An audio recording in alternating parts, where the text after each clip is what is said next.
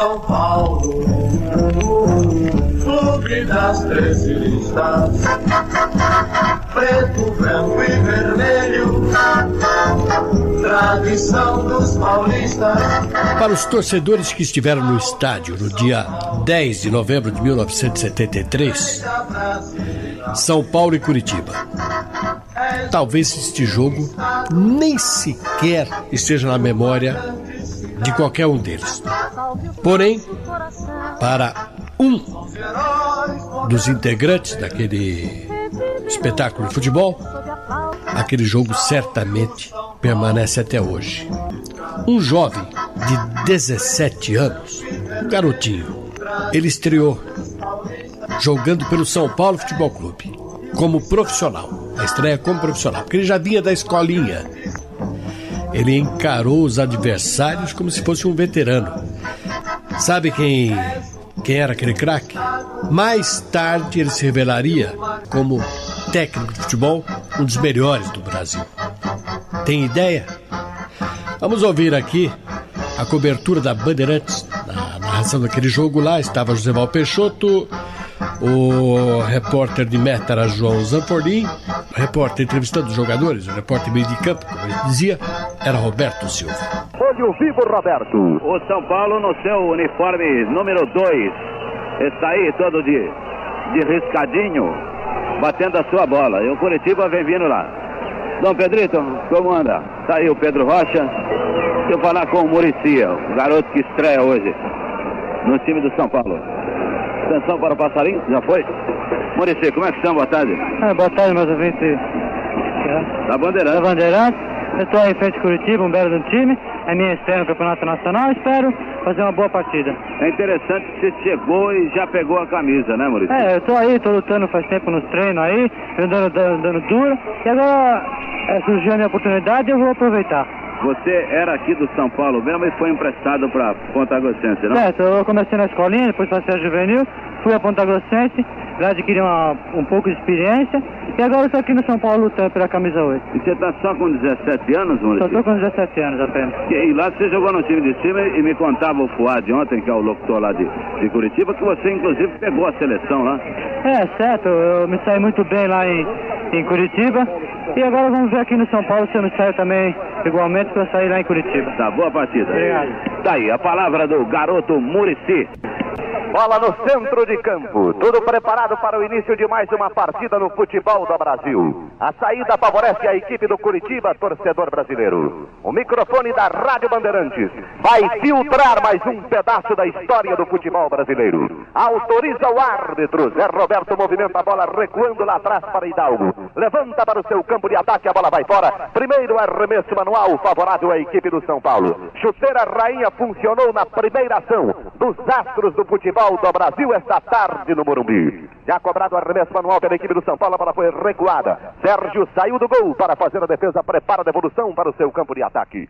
Amanhã, Portuguesa e Palmeiras, narração de Fiore Giliotti. Atlético Paranaense e Santos, narração de Flávio Araújo. Guarani, Corinthians, Campinas, Hélio Rodrigues, Fluminense e América, José Paulo de Andrade. Escanteio cobrado. Atenção, bola com Braulio, girou para o gol, subiu, vai fora. É tiro de gol, Zanfordim. Na cabeçada parcial de... E o garotinho de 17 anos, estreante, não se intimidou e já começou a botar as mangas de fora na sua estreia. Pinta de corpo em Hidalgo, desceu liso, escapou fácil, desceu Muricy, faturou mais um, invadiu, preparou, atirou, respondeu o guarda-vala, bonita Muricy, o público de pé para aplaudir, um jovem astro que surge no futebol do Brasil.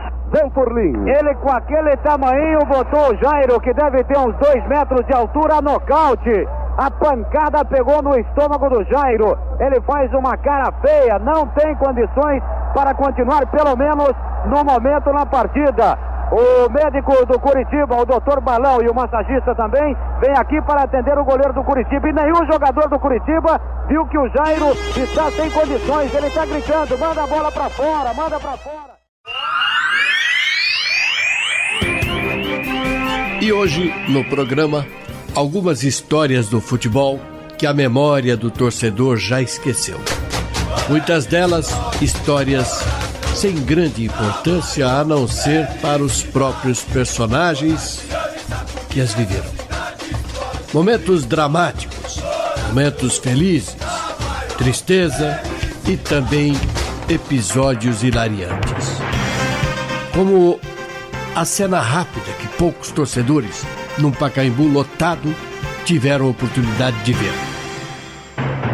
Estavam com as suas vistas voltadas para outros locais do campo e nem perceberam aquele gramado encharcado pelas chuvas, quando o árbitro mais popular do Brasil, Armando Marques, estatelou-se como uma abóbora depois de um escorregão espetacular para a diversão do narrador Fiore Giliotti.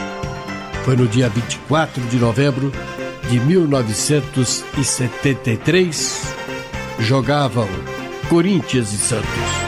Nenhum gol, torcida brasileira, mais uma tempestade de emoções. Chove chuva e chove emoções no Pacaembu. Prepara-se Bracha para bater, vai cobrar de pé direito, chuta bem o antigo jogador do Juventus, o moço que veio de Barretos. Deixou para Edu, correu, fuzilou, Abdo desvia para escanteio.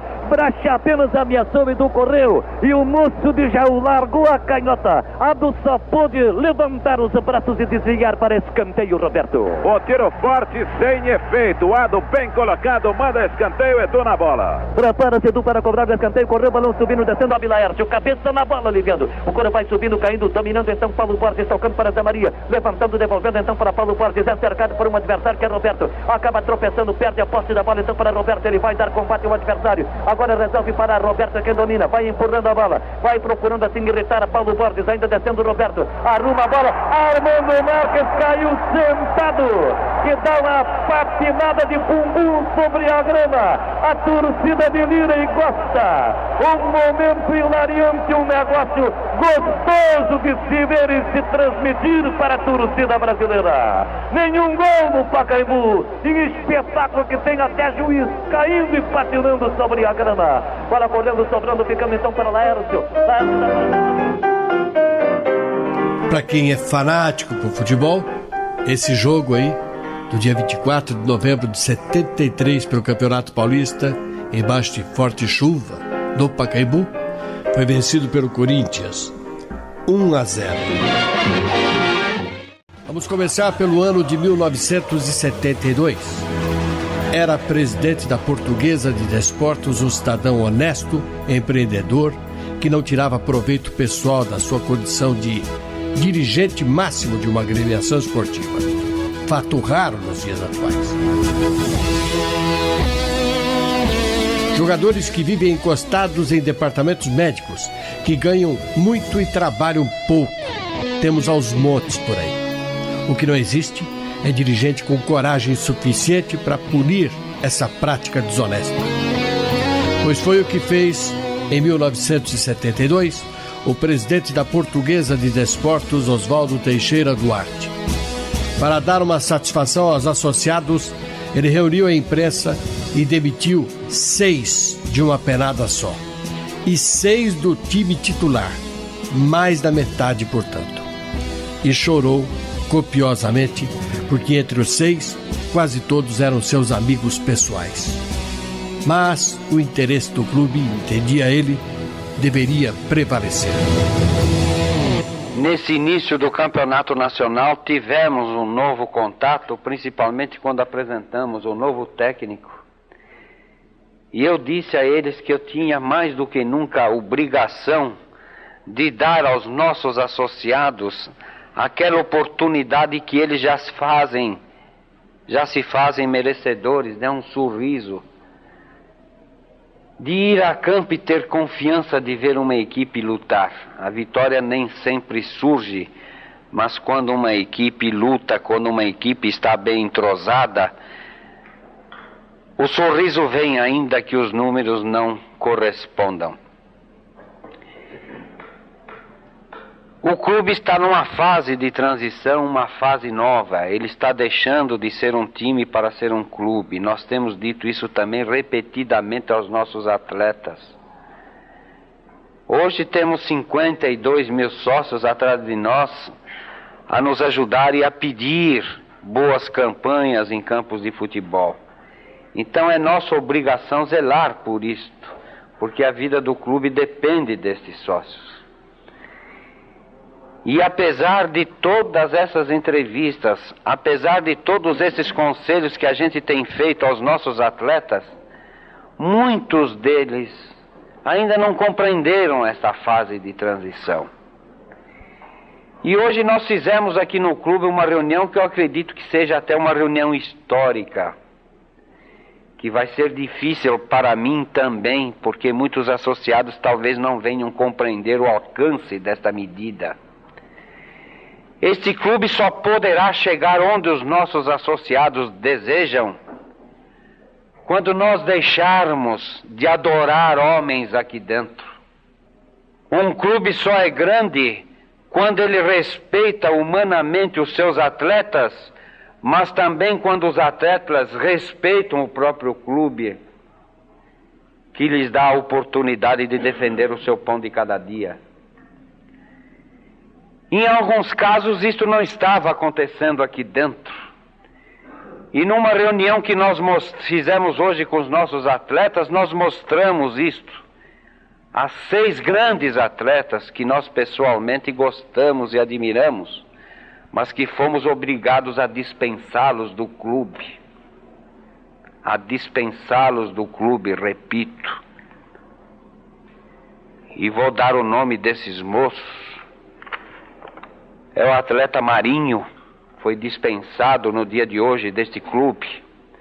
É o atleta Piau, também foi dispensado deste clube. É o atleta Hector Silva, foi dispensado hoje deste clube.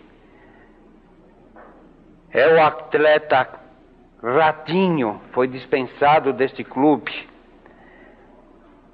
É o atleta Lorico, foi dispensado deste clube.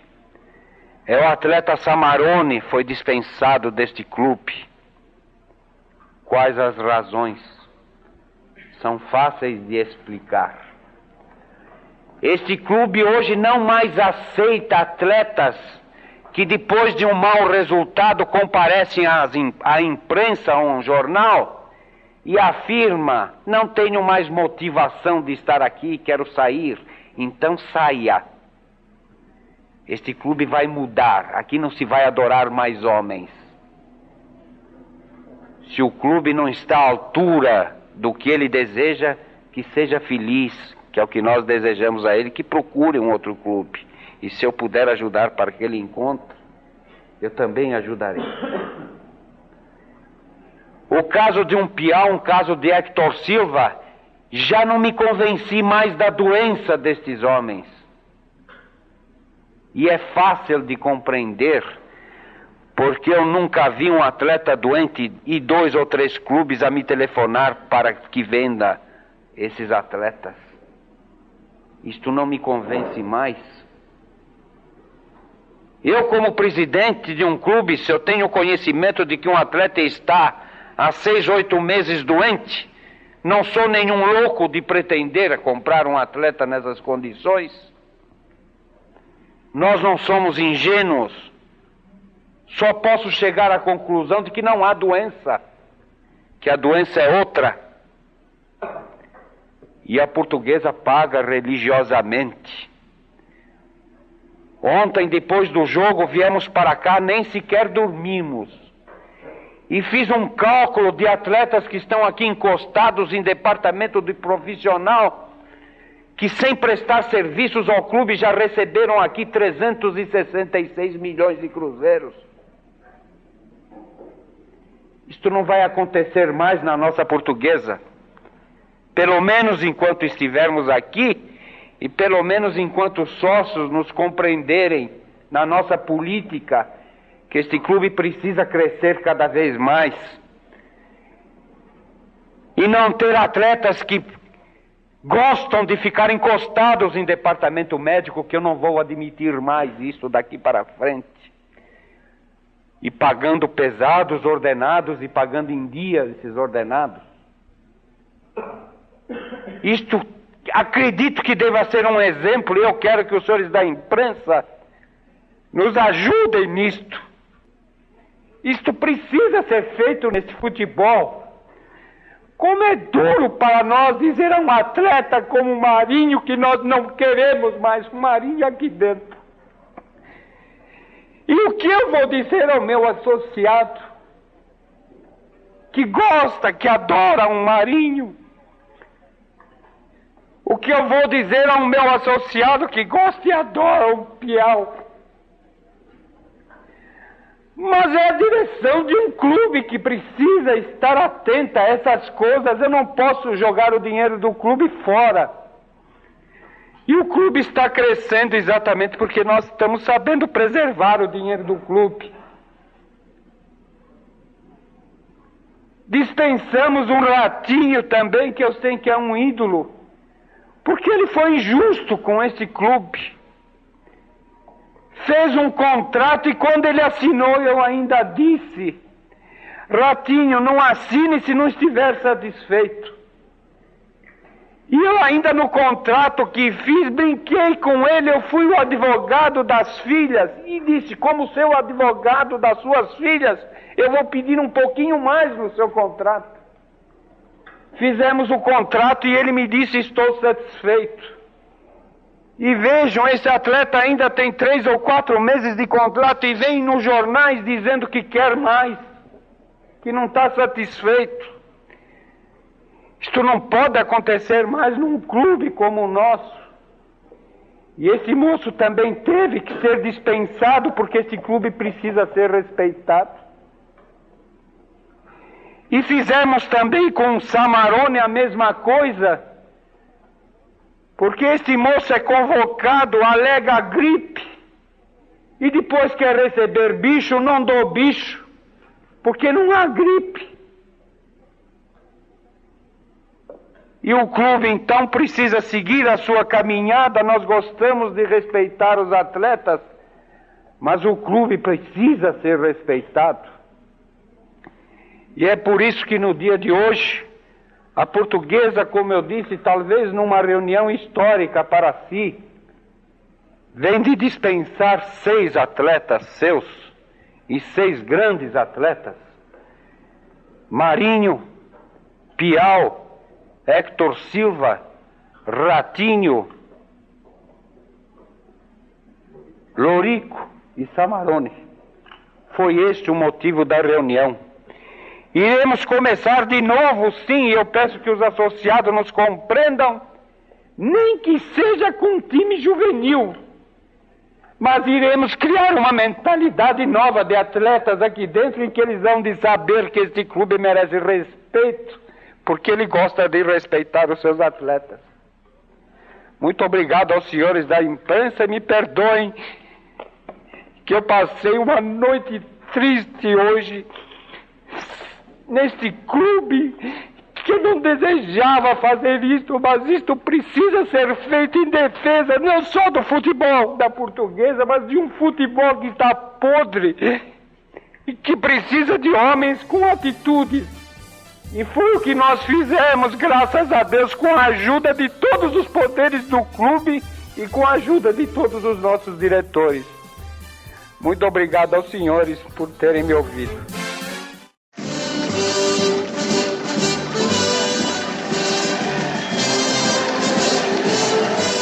E aqui estamos de volta com o programa Memória. Agora vamos falar dos tempos que o Brasil tinha times de futebol de tamanha categoria que nem precisava fazer convocações para formar a seleção nacional.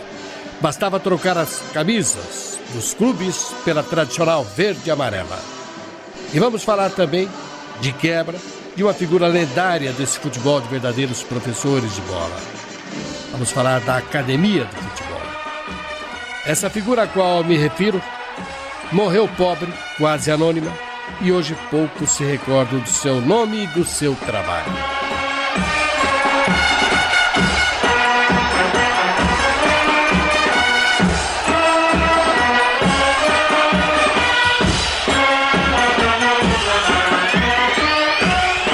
Em 7 de setembro de 1965, o Brasil parou e concentrou todas as suas atenções para Belo Horizonte.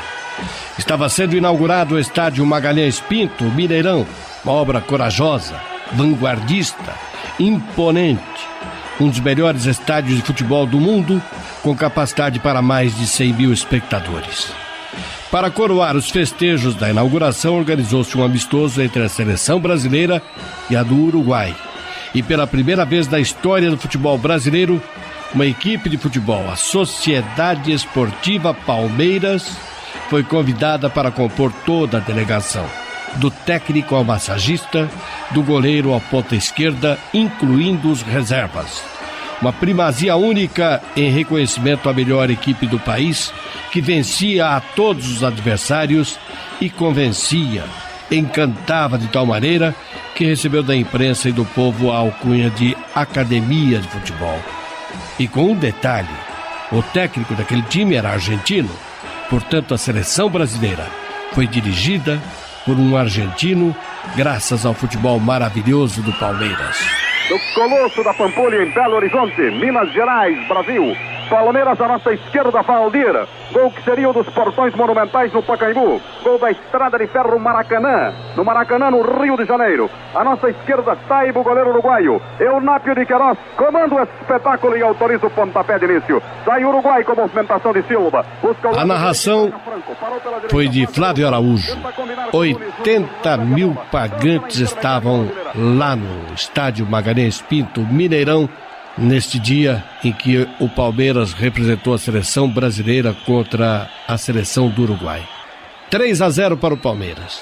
Rinaldo, Tupanzinho e o terceiro gol. O terceiro foi de Germano.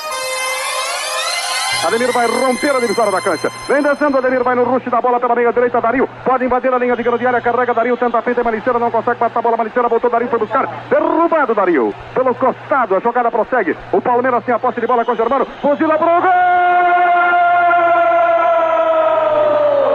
Germano da intermediária. De pé esquerdo, fuzilou, cobrindo aquela barreira. Todo mundo à frente na queda de Dario. Também representou a seleção brasileira naquele ano de 1965 contra o Paraguai. Resultado 5-2.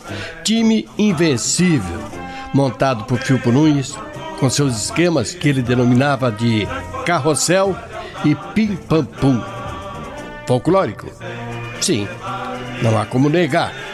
Porém, os resultados é que importavam. Foram tantas vitórias e o principal, dando tanto espetáculo, que o time do Palmeiras começou a ser chamado de Academia.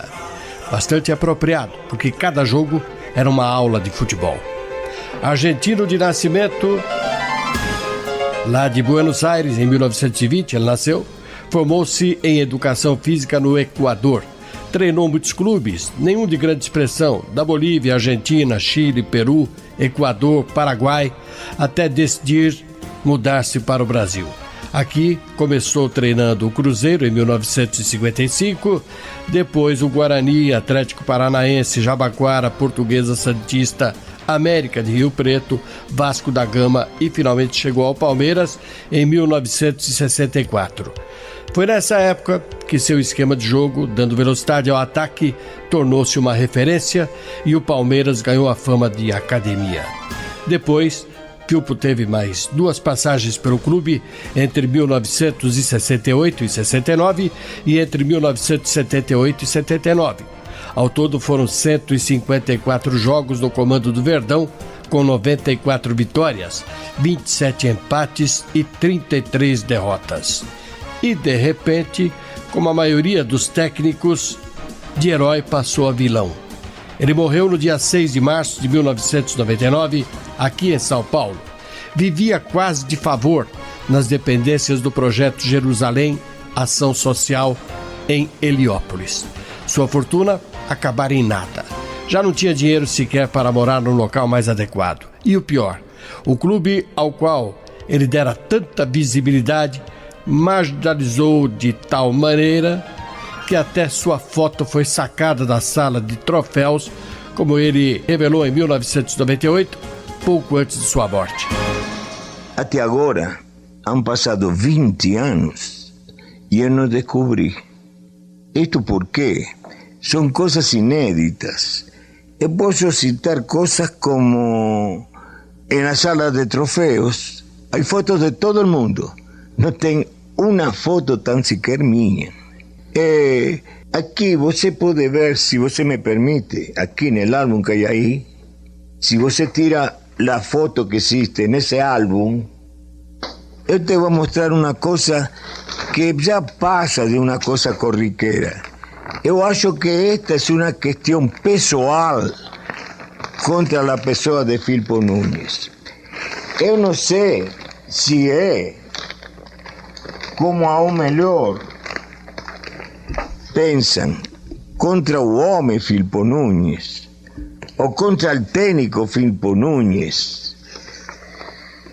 Ou não sei como se poderia nomear, decifrar este assunto, por uma razão muito simples. Tu podes ver aqui, em um álbum da Sociedade Deportiva Palmeiras, esta foto. Aqui, você pode notar, há um truque fotográfico, acá na frente. E na parte de atrás, estes dois foram agregados porque não estavam. Você vê, sem ser fotógrafo, que es un truque fotográfico. Y yo estaba aquí, en la frente del goleiro, porque algunos no se dan cuenta, esta foto no es corriquera, es en fila indiana, que yo sugerí que fuese en fila indiana para hacer una novedad. Porque aquí, esta bola, como era el primero, el más bajo, que sostiene la bola, Valdir de Moraes, que era el más bajo, yo estaba en la frente con la bola, yo pasé la bola para Valdir de Moraes, porque era el golero. Bueno, a mí me cortaron de aquí también, porque han pasado perto de 20 años en que yo quisiera descubrir él o los que dieron orden o que están aunados para hacer cosas así que yo no le encuentro pero ninguna finalidad y me siento molesto, me siento triste.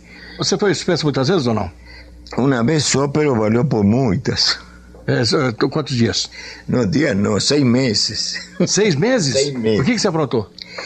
No, lo que acontece, Parrón, de que yo fui finalista de la primera de ascenso y llegué junto con Santo André. Y es aquí la casualidad de Parrón, disputar la final en el Parque Antártica.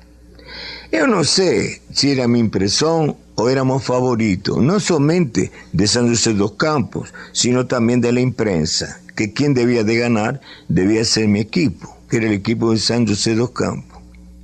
Es aquí que perdimos y ascendió Santo André. Tenía un premio de 600.000 cruceros si yo ascendía. Es aquí que me anularon 2 goles. Para mí, en mi modesto entender, goles legales. Entonces agarré y intenté agredir el árbitro. Quem era o árbitro? Romualdo Epifilio. Romualdo Epifilio. Você tentou agredir com o quê? Com o guarda-chuva porque chovia.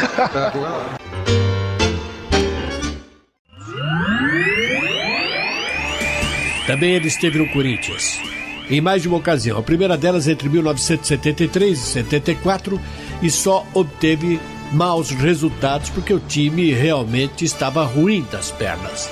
Um dos reveses aconteceu no Pacaembu contra o Juventus e a torcida não poupou o técnico, que foi vaiado durante todo o jogo, e no final se juntou no alambrado próximo à saída para os vestiários para chamá-lo de burro. E o Strich não se abalou e, contrariamente ao que faz a maioria, foi para o alambrado, que galgou aos trancos e barrancos dificuldade natural imposta por seu 1,90 m de altura, além da barriga proeminente, e se pôs a berrar também. De um lado os torcedores irados e do outro o inconformado técnico, e junto a ele, também encarapitado no alambrado, o repórter da Rádio Bandeirantes, J. Ávila. Vocês me dão licença eu falar. Olha, uma derrota dessa, pela felicidade da minha filha. Eu sinto... Deixa eu falar, rapaz. Pela felicidade da minha filha, eu sinto tanto quanto vocês sentem. Todas as providências serão tomadas dentro do espírito de maior energia possível. A nossa equipe será, vocês tenham certeza.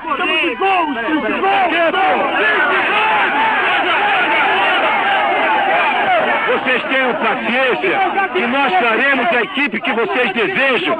A equipe no campo será aquilo que vocês quererão ser. Estejam certos, tenham paciência, tenha fé na gente, tenha fé em Deus que nós faremos uma equipe. O técnico Strick não está conseguindo nem motivar a torcida do Corinthians, porque até agora ele não brigou com nenhum técnico. No mesmo Campeonato Paulista de 1973. Que tristeza o que aconteceu num jogo sem importância alguma, a não ser pela velha rivalidade entre as duas equipes, Corinthians e São Paulo. Os dois já estavam fora do páreo.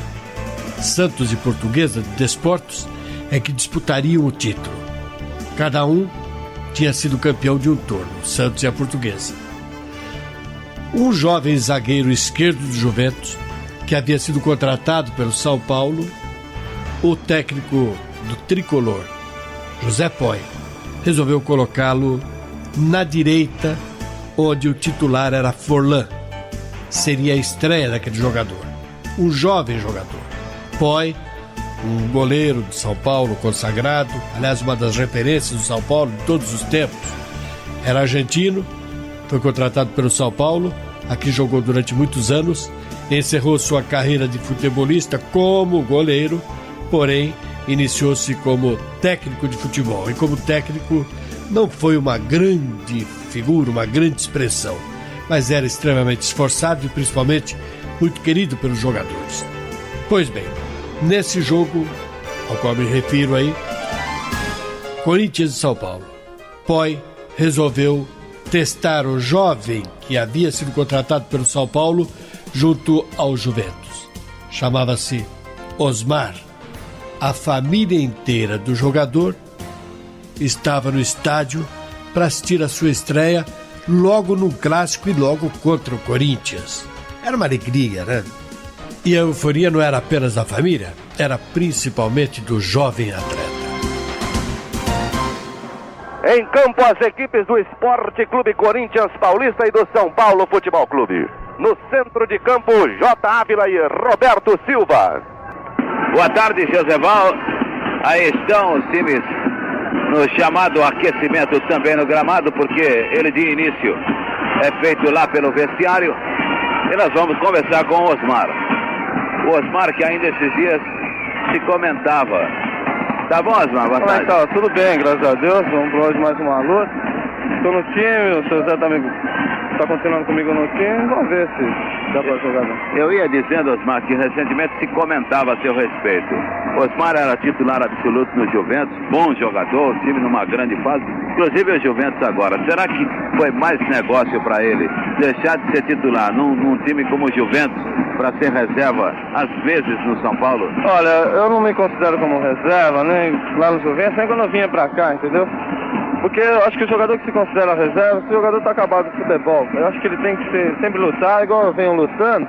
Se você me deu lugar no time, lá na direita, não tem importância, estou tentando lutar na outra posição e vamos lutar e treinar sempre, nunca ser reserva, porque isso não é futuro para ninguém. Me contaram que na última partida você estraçalhou a bola como lateral direito. Você está quebrando o galho pro Poy ou é uma possibilidade que se abre para você se efetivar agora de back direito, Osmar? Não, pode ser uma possibilidade. Minha posição, eu comecei no infantil como lateral direito, entendeu?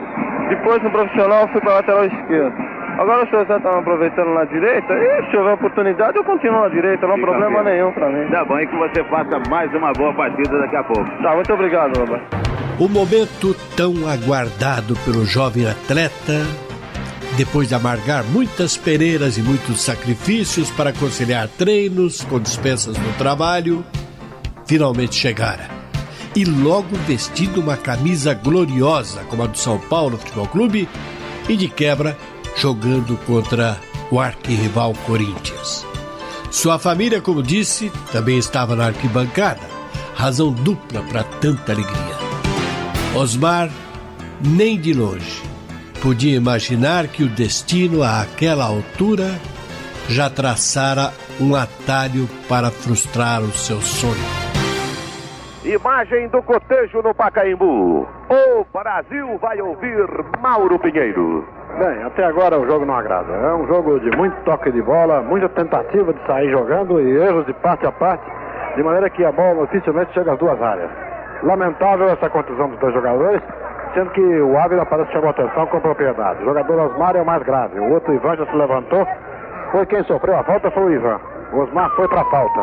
Mas o Ivan levando a bola por vários jogadores. E ele vai saindo aí na frente do Ávila de Maca. Fala, Ávila. Perfeito. E vai entrando o Forlan já na equipe do São Paulo. Doutor Dalzé, alguma coisa grave? É feia. É feio? Quebrou minha perna, meu Deus do céu. Ai, tô sentindo, eu tô tudo quebrado, doutor. Ai, me tá tudo estalando lá dentro. Os senhores ouviram a palavra do Osmar. Me parece que é coisa séria. Doutor Dalzé mesmo disse, e o Osmar falava: ai, doutor, quebrou minha perna, tô sentindo que estalou tudo lá dentro. Me parece que, lamentavelmente, surge o primeiro incidente desagradável nessa partida. Já em campo, Forlan, número 12, nós vamos acompanhar de perto o atendimento ao jogador Osmar. Após, você chegou a precisar o momento da pancada do garoto Osmar? Bom, infelizmente, parece que é de gravidade, realmente. Peço a Deus que não seja aquilo que a gente espera, né? Que não deseja, né? Certo. Mas ele saiu em Maca, estamos esperando o Dr. Darcel para ver realmente o que aconteceu com o Osmar. Daí, a palavra do técnico foi. Ô Josival, deixa cair. Estamos aqui no vestiário do São Paulo, onde está sendo atendido o jogador Osmar pelo Dr. Dalzé Freire Gaspar, agora retirando a faixa do pé direito, da perna direita do jogador do São Paulo. O que parece, houve realmente fratura. Doutor Dalzé, por gentileza, o que houve com o Osmar? Bom, quanto à fratura não há dúvida. Agora, quanto à extensão da coisa, será verificado agora no Santa Catarina, ele será radiografado. Mas sofreu fratura possivelmente de tibia e perônea. Muito obrigado. Está aí a palavra do médico do São Paulo. O jogador, neste instante, passando onde estamos aqui no corredor, conduzido pela maca, visto de perto pelo Dr. Henri Aidar, presidente do São Paulo Futebol Clube, pela diretoria do São Paulo, que está acompanhando de perto este caso, o senhor Homero Belintani, acompanhando do outro lado da maca, o massagista, o médico e muitos fotógrafos ao lado do jogador Osmar, que neste instante está sendo colocado na ambulância que o transportará até o Hospital Santa Catarina, aqui em São Paulo, onde será radiografado e atendido. Ponto final. A Bandeirantes falou. Decorridos 40 minutos do momento da gravíssima contusão, e o narrador da Bandeirantes, Josival Peixoto, foi mais uma vez interrompido pelo jornalismo da emissora, e os torcedores de São Paulo, nas arquibancadas, com os radinhos colados nos ouvidos, choraram de emoção. Atenção, Brasil! A Rádio Bandeirantes de São Paulo, em cima da notícia, e lança Oswaldo dos Santos no Sanatório Santa Catarina. Deixa cair, Oswaldo. Pois não, Joséval. E aqui no Sanatório Santa Catarina, presentes todos os familiares do jogador Osmar Rodrigues e também o Dr. Henri Aidar, presidente do São Paulo Futebol Clube, que vai dar uma orientação à torcida tricolor a respeito do jogador São Paulino. Lamentavelmente foi confirmada a mesma fratura, de maneira que o Osmar já está sendo medicado, então já fazendo, o médico já está fazendo, injeção a perna de Osmar, de maneira que, ao que parece, dentro de 60 dias ele poderá retornar ao futebol. José, também aqui a palavra do pai do jogador Osmar, o seu Vicente. Nosso agradecimento ao doutor Henri Aidar, que está dando toda a assistência ao jogador São Paulino. Seu Vicente, como é que está a sua situação? Como é que o senhor se sente nesse momento de angústia pela contusão do seu filho? Eu me sinto muito aborrecido, muito triste por causa da contusão, porque ele tinha muita vontade de jogar. Ele não gostava de ficar no banco, porque ele tem força de vontade. Então, por infelicidade, calhou dele fazer esse jogo, que eu gostaria que ele jogasse contra o Corinthians, era um prazer que eu tinha. E por infelicidade aconteceu dele quebrar a perna, né? E estou acompanhando ele, espero que breve ele volta a atuar no São Paulo de novo, se Deus quiser. Muito obrigado, Sr. Vicente. Portanto, Julival, nós permaneceremos aqui a posto no Santa Catarina para qualquer observação. Agradecemos ao pessoal aqui, aos médicos, enfermeiros do Hospital Santa Catarina, que também está dando toda assistência ao microfone da Bandeirantes. Prossiga. Ponto final. A Bandeirantes falou. Osmar, voltaria a jogar novamente na zaga do São Paulo 2 anos mais tarde, em 1975, porém jamais conseguiu recuperar o futebol vistoso do seu início de carreira. Em 1979, parou com o futebol e passou a se dedicar a outras atividades. No dia 23 de março do ano passado, 2020, aos 70 anos de idade, Osmar faleceu vitimado por um câncer. Quase nenhuma nota nos jornais que tinham sido tão bombásticos nos tempos em que ele praticava um exuberante futebol. E continuamos trazendo para vocês momentos inusitados, momentos divertidos, momentos trágicos, ocorridos em partidas de futebol. Pelo Campeonato Brasileiro, jogavam no dia 11 de dezembro de 1988, no estádio do Mineirão, em Belo Horizonte, Corinthians e Cruzeiro. A Rádio Bandeirantes escalou para a cobertura o narrador Enio Rodrigues. O Enio Rodrigues e o repórter Eduardo Luiz, o Ligeirinho. O Corinthians vencia por 1-0 até os 43 minutos e meio do segundo tempo, quando numa bola mal rechaçada por Birubiru, o atacante Edson acertou um petardo sem defesa para o ótimo goleiro Ronaldo, que hoje é comentarista esportivo. Na euforia do gol de empate, os torcedores cruzeirenses exageraram e deu-se então o inusitado, que por pouco não terminou em tragédia. Ouçam com atenção. Olha aí a falta para o próprio Robson, bater pela direita. Atenção, Corinthians aí na marcação dentro da grande área. O árbitro se coloca estrategicamente, vai determinar a cobrança da falta. O Robson bateu, levantou, Birubiru afasta de cabeça. A bola voltou ainda para a tirou e é gol!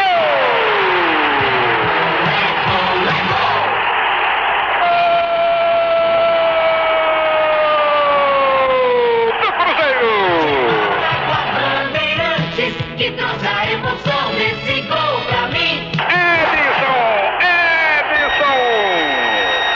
Depois da cobrança da falta de Robson na direita, levantou para a área, o Birubiru fez um esforço enorme, subiu, golpeou de cabeça, afastando, mas a bola veio direta para os pés do jogador Edson. Ele atirou muitos jogadores à frente de Ronaldo. Quando o goleiro viu, saltou e saltou tarde. A bola passou sem que ele pudesse alcançar, juntinho ao poste esquerdo, e foi para o barbante, por desatenção da defesa corintiana. Atenção que está arrebentando a coisa aqui em cima da gente. Olha aí, meu Deus do céu. Tem gente em cima da cabine aí, né? Não, cidadão, ele caiu em cima da cabine, furou o teto e caiu atrás da cadeira. Olha o Cruzeiro atacando. Meu Deus do céu, mas que susto. O cara machucou-se feio aqui, viu, Ligeirinho? Ele caiu em cima da cobertura da cabine aqui, que é de vidro. Veja você, é de vidro. Ele caiu, furou a cabine, furou o teto da cabine e caiu atrás da gente aqui. Um pouco mais pra frente ele cairia em cima de mim. Mas que loucura, meu Deus. Mas há mais torcedores agora preocupados, inclusive, com essa aí em cima da cabine. Imagine você narrando uma partida de futebol e de repente cai um torcedor teto afora, aos seus pés todo ensanguentado. Coisas do futebol.